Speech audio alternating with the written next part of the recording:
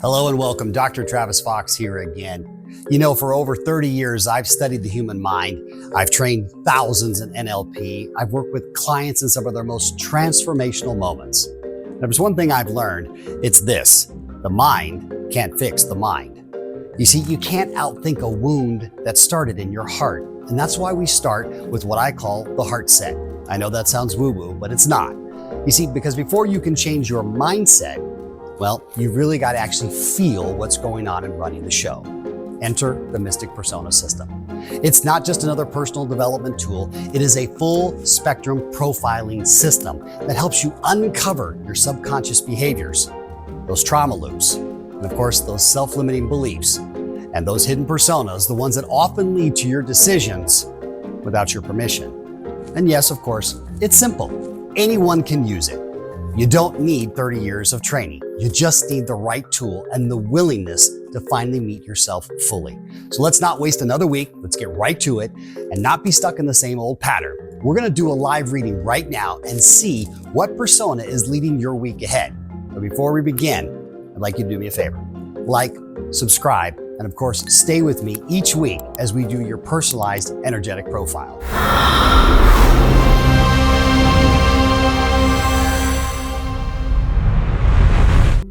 All right, let's dive right into it. Let's see what this week holds in store for us. Welcome. And as always, thanks again for being here. Let's find out what the week is all about. It's always exciting to get an idea of where our awareness is going to be. And sometimes I found, I don't know if it works for you, maybe a comment below if it does for you and it applies, that at least having the weekly cards and the quick draws, I know kind of what I'm looking for, and it helps me just start to integrate and focus. It's almost like a blueprint, isn't it? Let's find out what we have for this week. Here we go. Asking the oracles and the shadows. Of course, as you undoubtedly know by now, we start with the core. This is the core to start off this week. We've got the Supreme Monarch, the Virtuoso, and the Satist. Well, that's kind of an interesting draw, isn't it? From one end to the other. As you know, this is generally where we start the week, and as we move the week forward, going from the conscious to the subconscious, if you will. And of course, if you like to go the other direction, then I would do the conscious going to the subconscious, and this is the beginning of your week to the end of the week.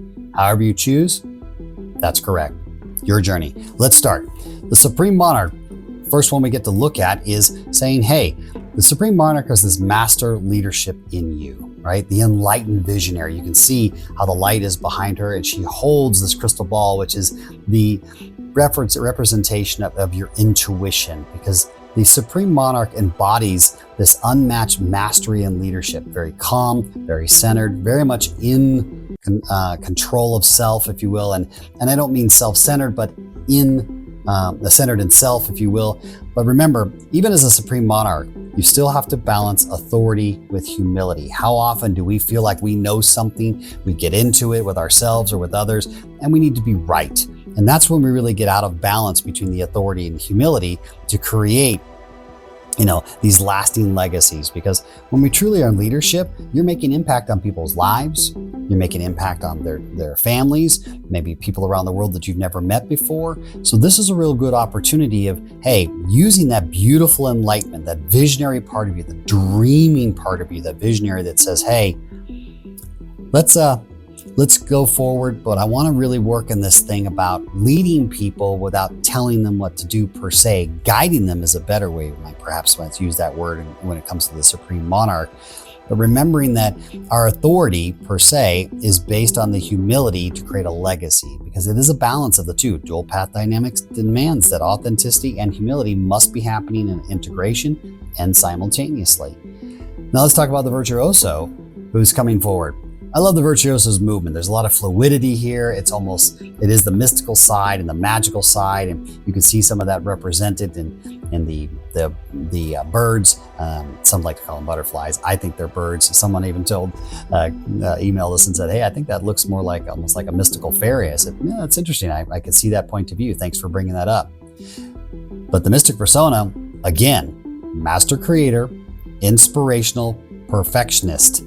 Right? That's what makes the Virtuoso so impressive, is their attention to detail almost becomes right on the edge, not quite, but definitely on the edge of obsession. That's where the perfectionist comes in, and we get to be mindful of this. And this is why it's so unique as the core, and why cores Just because you're in your core doesn't mean you can't slip into the shadow, or you can, drop into the oracle. Because what makes the Virtuoso so unique is the pursuit of excellence and artistry.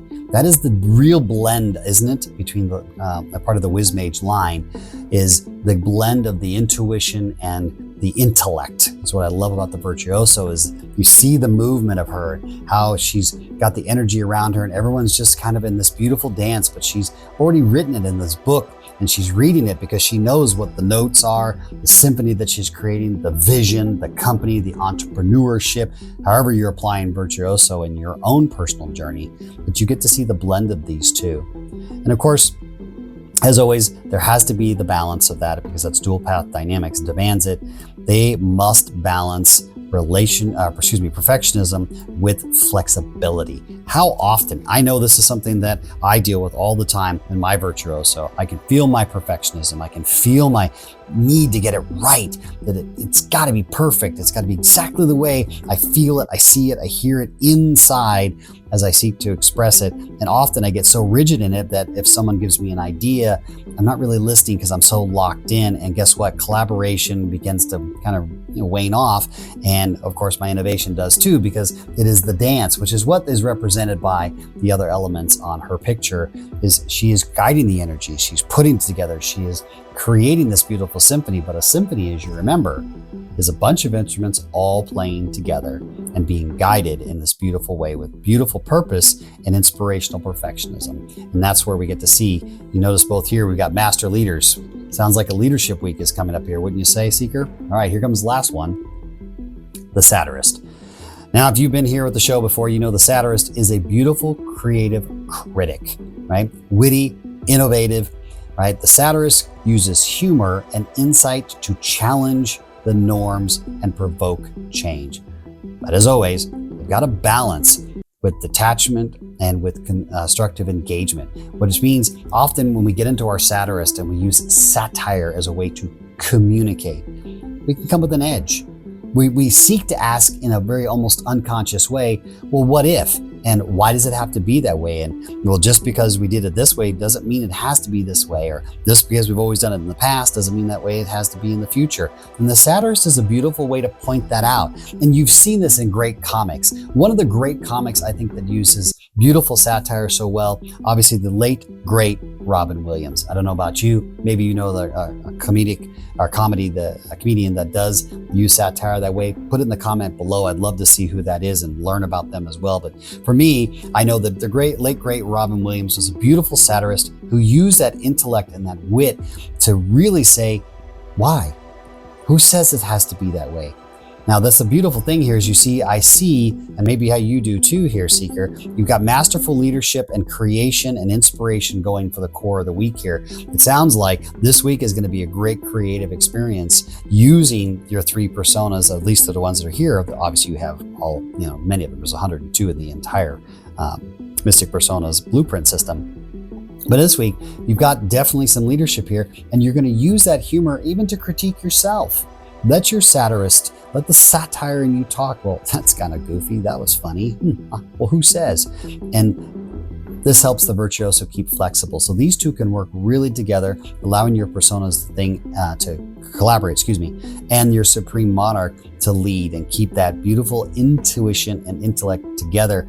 A lot of the Wismage going on here. I see also the Herald starting to show up through some of the lines here in the satirist. And also, you really looking in this beautiful vision that you're creating. Here's my question for you. What is that vision? Which takes us right to the shadows. Let's go find out what's going on in the Shadow Codex over here. Really like what we're seeing here. Let's see what the shadows have for us that we get to be aware of this week. What a fun journey. I always love when you get a week like this where you've got strong mastership and leadership coming forward. You get to look for it yourself and look for it in others. Remember, just because you may not be feeling it doesn't mean it's not around you. And then, of course, that helps that part of your persona come up and reflect and mirror what you see. All right, here we go. The Hermit, the Veilbinder, and the Flicker. Wow. Okay, here we go. The Hermit, coming off the Supreme Monarch. Interesting. So as you know, the Hermit really retreats into isolation. You can barely see the Hermit. It's got this one lone light. There's darkness. He's walking away. In this case, he's walking away from the light. Again, no card here represents male or female. You take it as you will. However you identify, it doesn't matter. It is about the persona coming forward and the elements of that persona. And the Hermit, of course, retreats into isolation, avoiding responsibilities, meaningful connections, and instead of purposeful exploration, they seek escape. They lose direction and they become disconnected.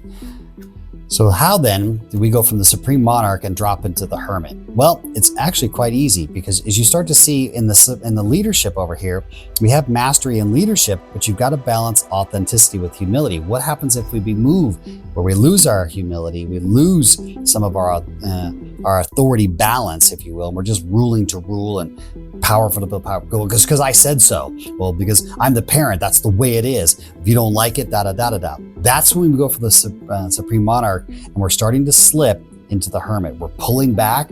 We're not sharing our emotions. We're not being vulnerable. We're not coming from Heartset. And we're starting to drop into these traumas of where you've sought to lead yourself, maybe your family, your company, your entrepreneurial business, however you're applying into the mystic personas into your world, and you start to isolate, right? You start to isolate and you start to avoid the responsibilities of leadership, and you go, this sucks. I don't want to do this. I don't need to tell you what I'm up to. I just want to be quiet. Leave me alone. I just want to watch the movie or whatever it is. These are all signs that we're taking our leadership is starting to have some of the imbalance. There's nothing wrong with you. There's nothing to fix here. Remember, this is fluid. You're moving through these at all times. The question is, which one are you aware of?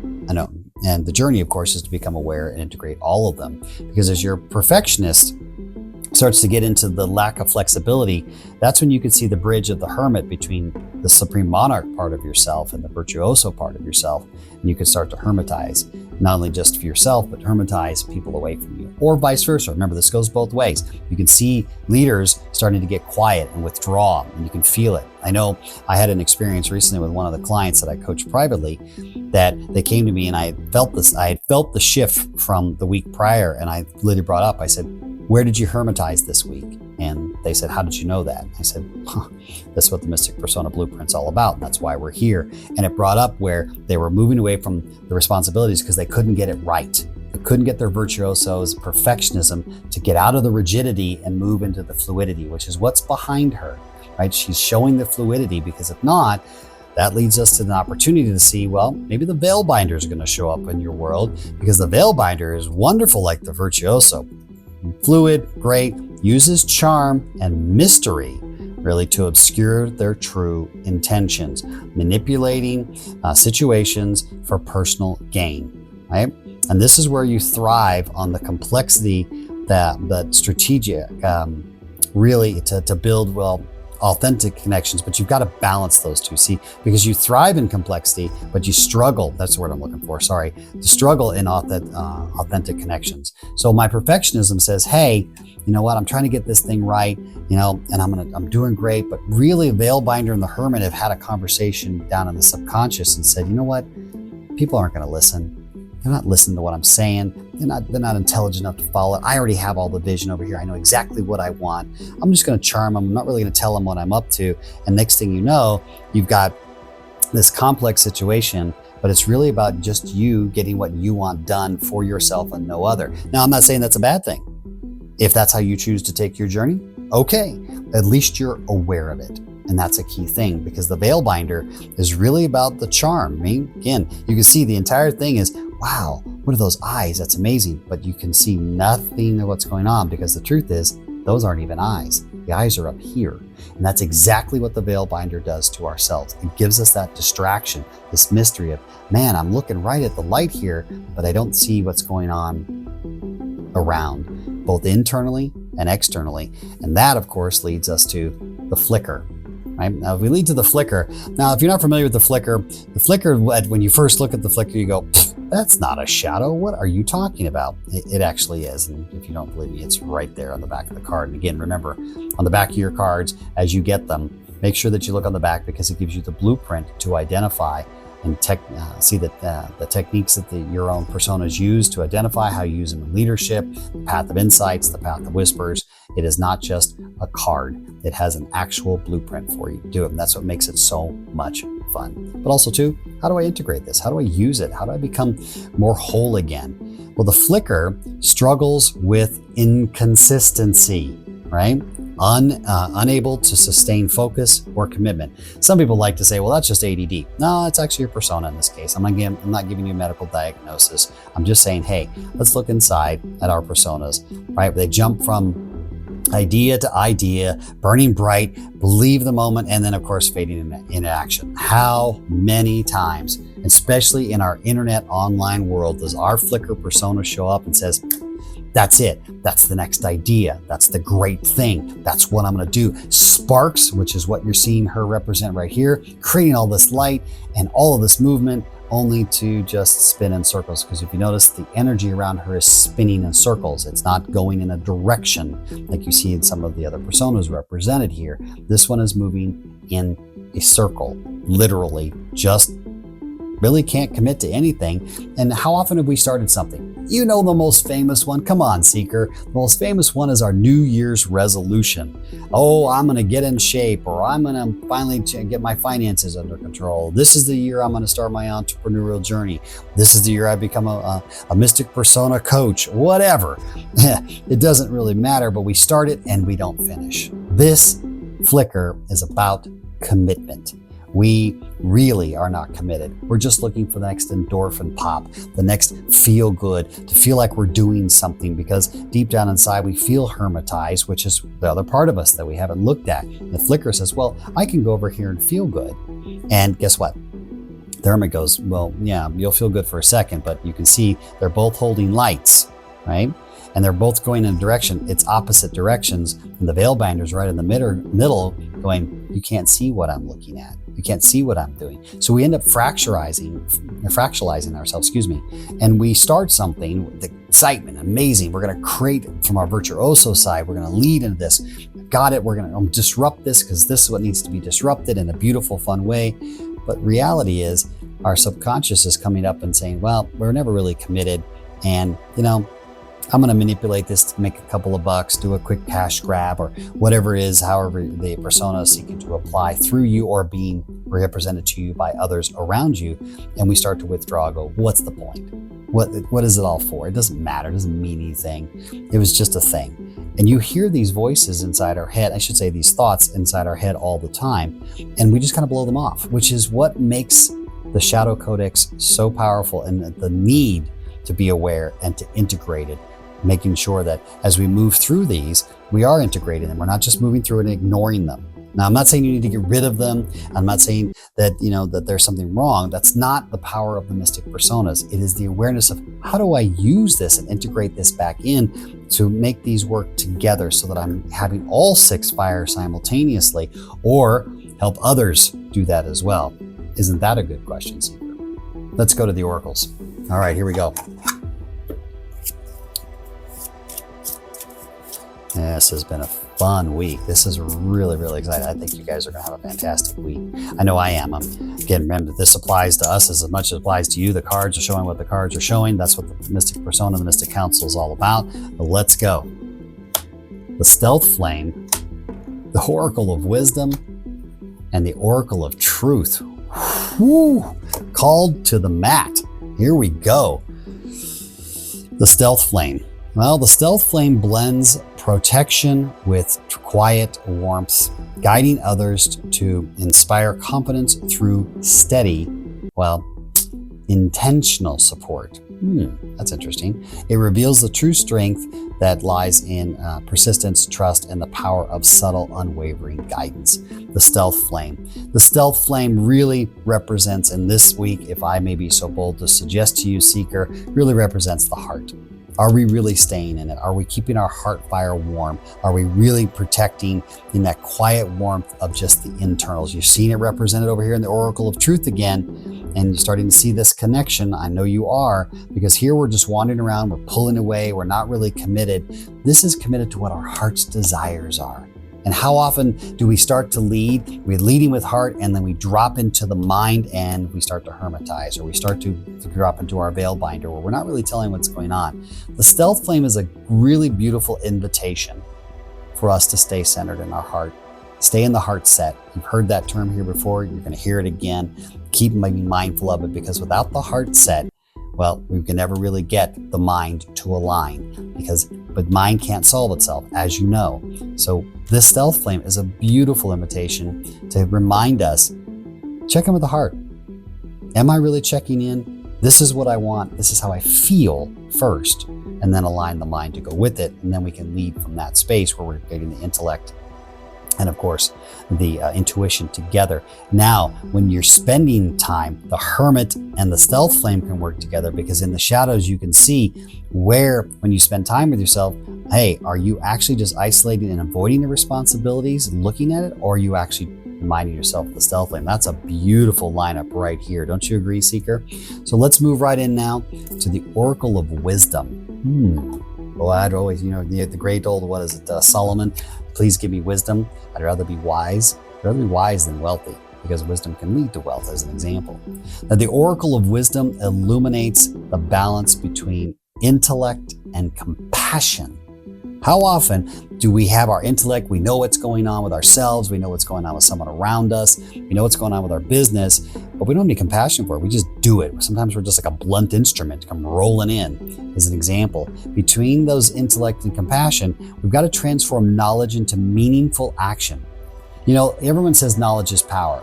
I would invite you, Seeker, to say knowledge is potential power when it's put into meaningful action. And that's where your Oracle of Wisdom comes in. That's the part of you that intuitively knows, the wise soul in you, the essence of who you are. And I don't mean the essence persona, I mean the essence of who you are, your personal truth, your personal journey, because you ground in the insight of both logic and emotion. And this is the Wismage line, by the way.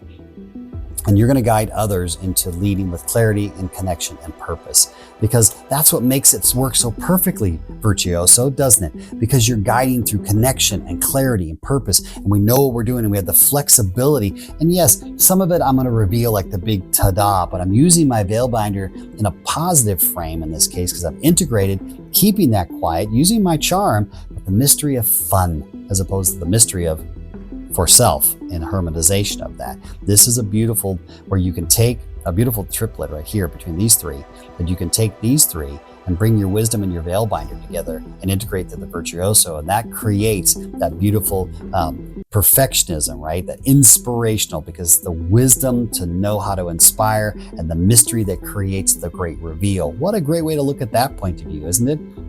Comment below, tell me how you're going to use it this week. That'd be really exciting to see how you create your Virtuoso, isn't it? Which leads us to the Oracle of Truth. And the Oracle of Truth, as you know, reveals the power of authenticity. Heart, light. Now, light in this thing is obviously a metaphoric representation of a part of you that is the spiritual part of you, the part of you that knows, that is connected, that intuits it, that feels it, truly feels it all the way through. That's what makes the Oracle of Truth so unique, because it isn't the truth for everyone, although there are some noble truths, but reality is it's your truth. It is you staying as your center, it's you staying open to listening to the great architect, to God, to however you define the theory of one, all of that, whichever works for you. And it is your journey. So whichever works, insert here, right? Remember though, by embracing honesty and clear communication, it fosters trust, unity, and meaningful influence. Boy, doesn't we get a theme here? This is about trust and connection this week. Where are we pulling ourselves away from the connection? Where are we not committed to really chasing our own dreams? Where are we moving out of our core of our leadership to create this beautiful dance called our life and our adventure, and challenging to do things differently, to do unique, to do adventure, to do you in the most beautiful, authentic, connective way, coming from the heart, staying tuned into your wisdom, and bringing your oracle of truth so that you're constantly embracing your honesty of yourself. How often are we dishonest with ourselves, where we allow ourselves to drop into different personas not represented here and distract ourselves from what we're really seeking to create, to experience, to lead ourselves to, and to lead others, and to challenge our status quo, because we all know that our comfortability is in our uncomfortableness. That's what the entire adventure is about. And that's what awareness brings to us, is the attention, the awareness of this invitation that comes this week. What a beautiful week. This one really feels heart-centered. I don't know if you're feeling that yet, Seeker. For me, I'm feeling this is a very heart-centered week to truly create and connect with you. Spend time in alone, but do it from the heart. Blend the two together. Perhaps take the wisdom and use the mystery and create the beautiful charm of that which you create. Your product, your coaching, your teaching, your training, your entrepreneur, your company, your family, your personal life. However you're applying it, it's your adventure. Fill in the blanks. Stay with your truth. And your truth is fluid. It constantly moves, meaning this is what applies now. Different chapters of your life, different experiences, different personas. And in this weekly combination, making sure that you're committed and challenging it, not from a critique just to critique, just because that's the only way you're contributing, but you're doing it with creativity. What if we did it this way? Because and using the satire, again, I cite the great Robin Williams as a way for us to laugh at ourselves, but also to invite ourselves, what's going on with our truth, and not just going off and throwing our energy out, not really committed, but it looks really good, because the truth is, when we come off of the flicker and we're not really committed and we end up going really nowhere without these meaningful actions, that's when the hermit comes back up. And the hermit says, what's the point? Let's just sit on the couch. Let's just get lost. Let's not really learn anything. Let's not invite ourselves. Let's not create something. Let's just, ignore all of this that we know is going on inside, which only a beautiful divine creature can do, is ignore half of itself. This is the integration for the week. This is a beautiful opportunity and invitation. Like, subscribe. Thanks for being here, and we'll see you next week. And hey, don't just watch this and let it go. If you're ready to go deeper, then get your Mystic Persona deck right now. It's waiting for you. All you got to do is grab the link below and start using this system in your daily rituals, your relationship, and your leadership. I guarantee you're going to see a massive difference, and I'll see you next week right here on Mystic Personas.